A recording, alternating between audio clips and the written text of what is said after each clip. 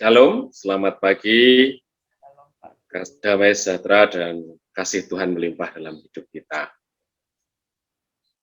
Topik pada hari ini adalah kita membutuhkan hikmat Allah.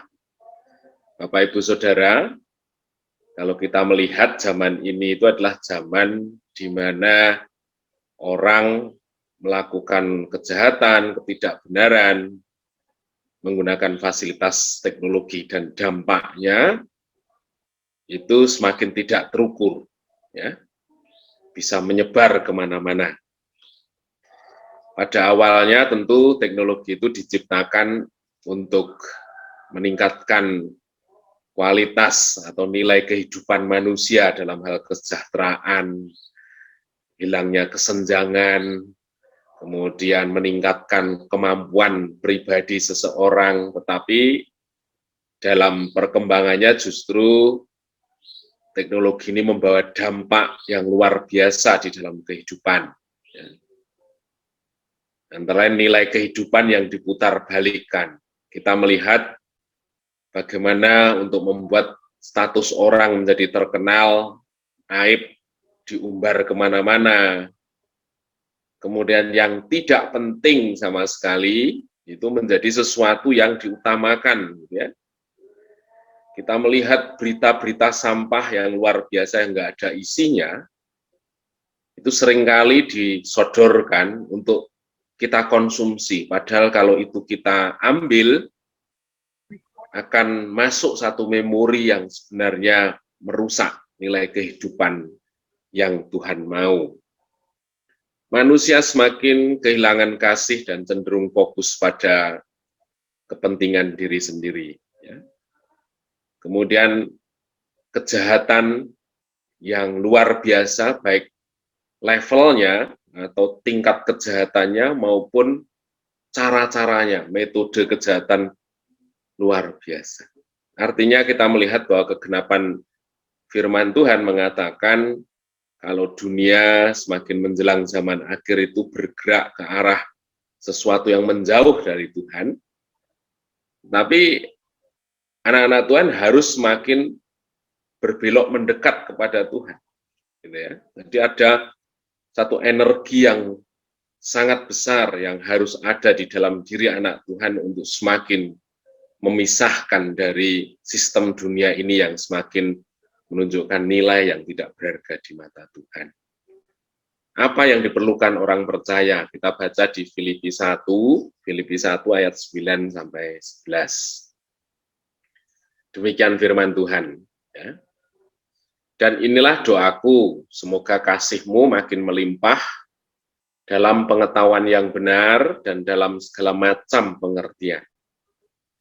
Sehingga kamu dapat memilih apa yang baik, supaya kamu suci dan tak bercacat menjelang hari Kristus. Penuh dengan buah kebenaran yang dikerjakan oleh Yesus Kristus untuk memuliakan Allah. Ya. Jadi saya baca ini itu kadang-kadang sedikit kurang paham, terutama adanya kata semoga kasihmu makin melimpah dalam pengetahuan yang benar. Artinya dalam itu seperti apa? Nah, kita dijelaskan di bahasa Indonesia sehari-hari, itu barangkali pikiran saya jauh lebih mudah menangkapnya. Inilah doa saya untuk kalian. Semoga kalian makin mengasihi Allah dan sesama, dan katanya bukan dalam, dan terus bertambah dalam pengetahuan yang benar dan pandangan yang bijaksana. Dengan demikian kalian tahu memilih apa yang terbaik dan hidupmu akan bersih dari celah atau tuduhan apapun juga pada hari Kristus datang kembali. Hidupmu akan melimpah dengan perbuatan yang sungguh-sungguh baik yang hanya dapat dihasilkan oleh Yesus Kristus. Maka Allah akan dimuliakan dan dipuji-puji. Jadi di situ ayat 1 di situ jelas bahwa menjelang hari Kristus, di mana dunia semakin lenyap dengan keinginannya, apa yang dibutuhkan oleh orang percaya, yaitu semakin melimpah kasih Allah dan sesama. Inilah obat yang sesungguhnya yang dibutuhkan oleh dunia ini, di mana dunia memang sedang melaju dengan tingginya teknologi, semua serba canggih, tetapi energi kehidupan, yaitu kasih, semakin pudar. Dan anak Allah harusnya semakin melimpah dengan bahan bakar kehidupan, yaitu kasih Allah dan kasih kepada sesama. Yang kedua, bertambah dalam pengetahuan yang benar. Banyak pengetahuan dikembangkan untuk melahirkan teknologi, tetapi dampak yang kita lihat adalah dampak yang menurunkan nilai kehidupan. Yang dibutuhkan oleh orang percaya adalah tambah dengan pengetahuan yang benar bagi kehidupan. Jadi pengetahuan yang benar itu pengetahuan kehidupan yang benar. Kemudian bertambah dalam pandangan yang bijaksana. Hidup yang dipenuhi dengan hikmat ilahi. Nah, firman Tuhan ini secara langsung mengatakan bahwa di dalam Allah sesungguhnya tersedia hikmat bagi setiap orang percaya. Bahkan di Yakobus 1 ayat 5 disitu katakan, tetapi apabila di antara kamu ada yang kekurangan hikmat, hendaklah ia memintakannya kepada Allah. Jadi yang kita kenal kan sekarang ini kekurangan itu dari sisi ekonomi, pengetahuan, hal-hal yang berkaitan dengan etika dan lain sebagainya, tetapi sesungguhnya kita bisa saja kekurangan hikmat. Kenapa ini perlu diungkapkan oleh firman Tuhan? Karena ternyata semakin menjelang hari Tuhan, hikmat ilahi itu seharusnya semakin kaya di dalam anak Tuhan. Ketika seseorang kehilangan hikmat, dia akan mudah terseret, terpikat, terjebak oleh alur dunia ini yang memerangkap setiap nilai kebenaran jadi kehidupan yang hilang nilainya di hadapan Tuhan.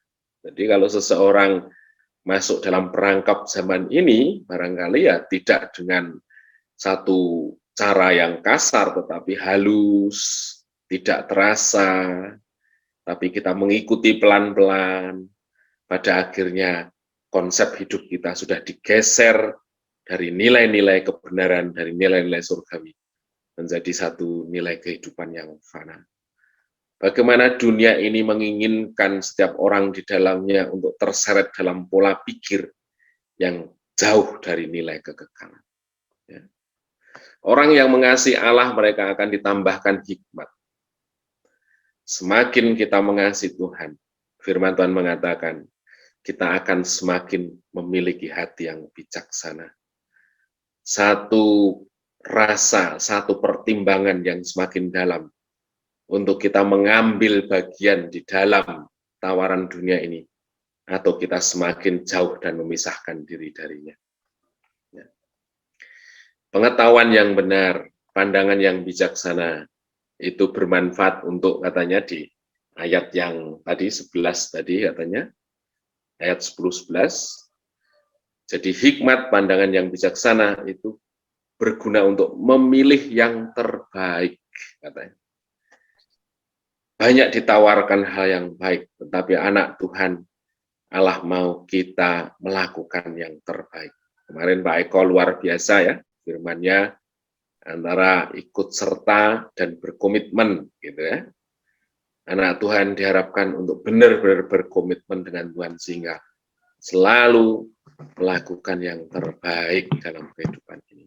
Yang kedua, memiliki hidup yang bersih, memiliki hidup yang bersih tanpa celah. Orang tanpa sadar dijebak pada kehidupan yang kotor. Orang tanpa sadar diseret oleh cara-cara hidup yang tidak berkenan. Kita melihat gitu ya, bagaimana orang terjebak ketika dia ingin mendapatkan rezeki yang banyak. Orang dijebak, ditawar-tawari oleh arisan bodong, oleh apapun juga. Dan itu berulang terus-menerus. Bagaimana mungkin gitu? Orang semakin pintar, tetapi kok orang terus jatuh dalam perkara yang sama. Kejahatan demi kejahatan berulang sedemikian rupa. Itu menunjukkan bahwa perkembangan teknologi yang ada ternyata tidak diimbangi dengan kedewasaan mentalitas. Tetapi di dalam Tuhan, seseorang harus memiliki hidup yang bersih. Jejak digitalnya juga jangan dibuat yang aneh-aneh. Ya. Kemudian hidup yang melimpah dengan katanya perbuatan yang sungguh-sungguh baik. Ya, jadi orang percaya itu harus melahirkan kehidupan yang sungguh-sungguh baik. Orang yang lain biasa memberi, entah apapun motivasinya. Orang percaya berkemurahan tanpa embel-embel apapun. Orang biasa bekerja dengan baik. Orang percaya bekerja dengan yang terbaik. Katanya, itu yang luar biasa di sini dikatakan, ya. Hidup yang melimpah dengan perbuatan yang sungguh-sungguh baik. Ini tidak sekedar baik. Dan dituliskan di sini, yang hanya dapat dihasilkan oleh Yesus Kristus sendiri. Jadi, di sisi lain banyak orang yang mengusahakan perbuatan baik, tapi perbuatan baik yang rata-rata, yang pada umumnya, tetapi orang percaya harus memiliki kehidupan yang baik, yang hanya bisa dikerjakan oleh pribadi Yesus. Mari Bapak Ibu Saudara terkasih, pagi ini firman Tuhan sudah menunjukkan highlight, nilai besar, nilai yang nyata bagi kita untuk menunjukkan, menuntun pada kehidupan yang seharusnya. Mari kita renungkan semuanya bersama-sama untuk sungguh-sungguh mengasah kehidupan kita, untuk semakin berkenan pada satu kondisi di mana zaman mulai berbalik badan menjauh dari Tuhan. Terpujilah nama Tuhan, mari kita menyiapkan hati kita untuk mengawali doa kita di pagi hari.